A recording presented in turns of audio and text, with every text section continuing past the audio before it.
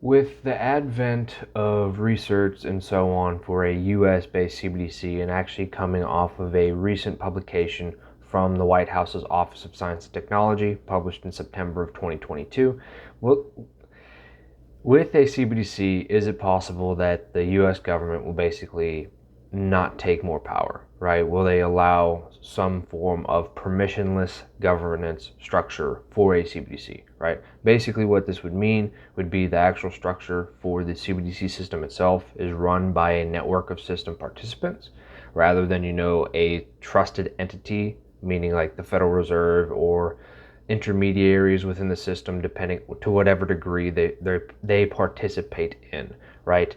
And to pull a direct quote from the Office of Science and Technology's paper, basically for a permissionless governance structure, it would often trade efficiency or other design features to potentially permit transactions to settle without established counterparty trust relationships or trusted third parties, like how they have to put trust in there multiple times, even though we're talking about, the government in a way. So again, take that for what you will, right? And a lot of the wording and diction used is kind of from their own, it's from the horse's mouth, right?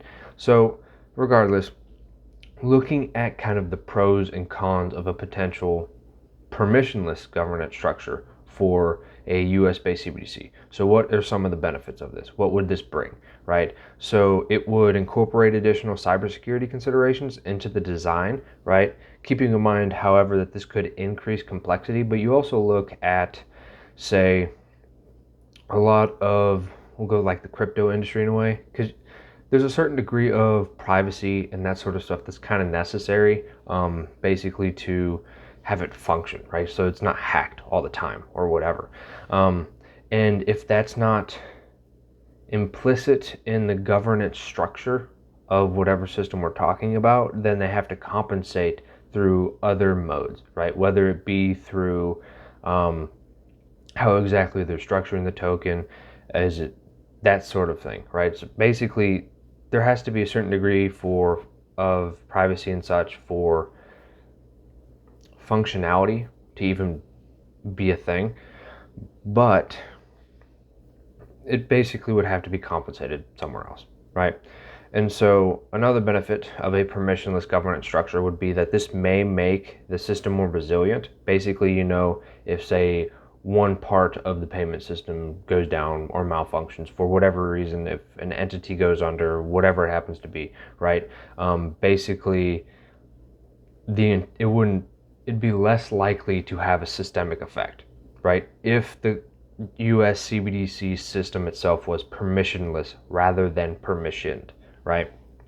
And this would also mitigate attacks related to trust of some of the entities or something of that nature. Kind of the same idea if one malfunctions or is attacked in some form or fashion, right? Having a permissionless system could make the system itself more resilient, right? However, to look at some kind of the negative effects of a permissionless governance structure, right, it would be inviting additional types of, as they say, malicious behavior. Also some vulnerabilities of permissionless systems, basically saying they would offset the resiliency benefits. And they being the Office of Science and Technology, right, kind of looking at their point of view in a way. They cite 51% attacks as one of the things for that.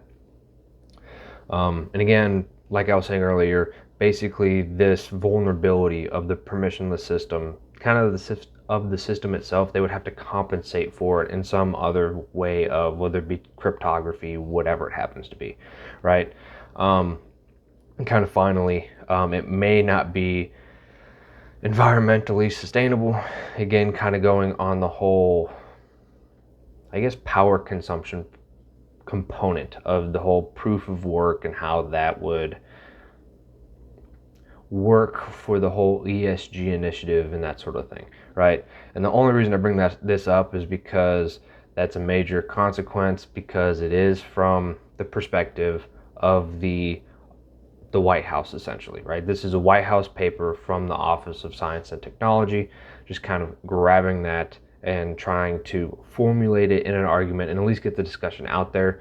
Now, to what degree that really matters is not the purpose of the video, and if you wish, discuss it in the comments. It's the whole point is to provoke the discussion itself, and that's kind of in general with all the videos, to be completely honest. But regardless, the biggest takeaway for kind of looking at the pros and cons of a permissionless governance structure for a US based CBDC would be it would most probably not going to happen.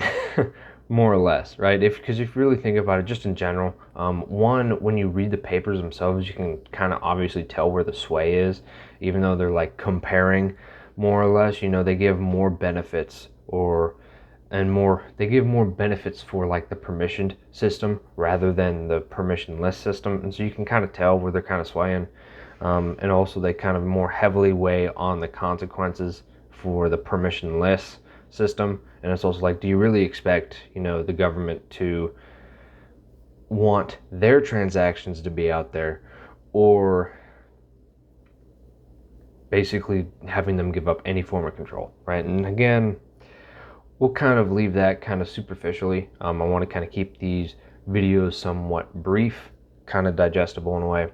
Really trying to look at individual nuanced topics and kind of formulate the gist of it, put it out there, and kind of gain a deeper understanding of it as we go, right? Hence the kind of volume itself, right? So that being said, if you kind of enjoy these more deep dive-ish kind of videos, looking at the more specific and nuanced kind of, I guess, sections of a possible US CBDC system and so on, make sure to subscribe. And I will also link as a card up in the corner a video I did on the opposite side of this, right? So permissioned CBDC systems, right? Looking at if it was more of, instead of having it run by a network of system participants, it would be, trusted entities, meaning like the Federal Reserve or intermediaries, to whatever degree that happens to be. But anyways, I'll put that as a card up in the top right corner, and I hope to see you guys there.